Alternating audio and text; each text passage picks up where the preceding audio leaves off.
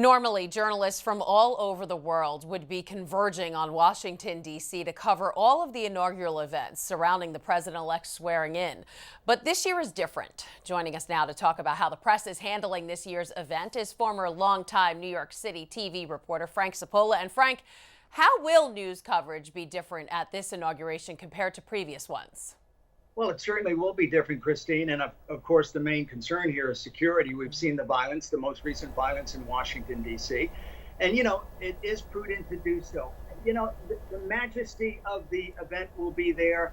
It'll just be on a smaller scale. But let's face it, we're in the middle of a pandemic. We've seen the violence, the most recent violence at the Capitol. So, we're taking all proper precautions. It will be different. But look, we've had inaugurations during world wars. We've had inaugurations during the Civil War. It will happen. It will just be different, and it will be what it is. All right. Speaking of security, I know you've covered presidents in the past and have even been inside the White House for press conferences. Talk about the security you would have to go through then and how that compares to the security in D.C. right now. Well, let me give you some historical perspective.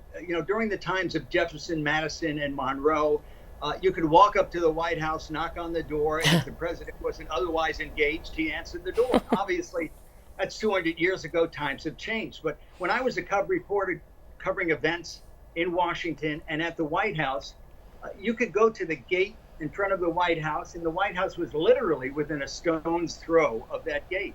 The parameter or the perimeter was extended after 9/11, and then further still following the violence over the summer, and most recently at the Capitol, and prudently so, and that is a good idea. But it does something. It actually does something. It changes the perspective for the people visiting the White House. But more importantly, for the person inside, they feel more isolated, certainly, because you can't get close to the seat of power.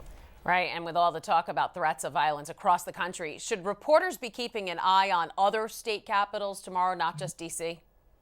Certainly. I think a lot of it, however, has been tamped down, Christine, because of the violence at the Capitol a couple of weeks ago. I think a lot of the arrests, and there have been dozens so far, have gotten the ringleaders in those cases. And I think that's a good thing. I think we will see protests, I think, on a much smaller scale. But as a journalist, you want to be there.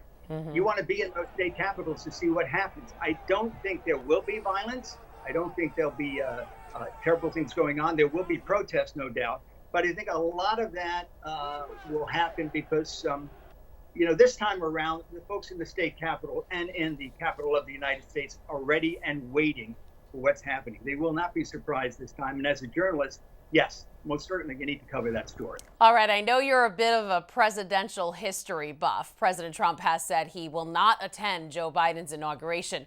Has this happened before? And talk about the significance of an outgoing president being in attendance at an inauguration.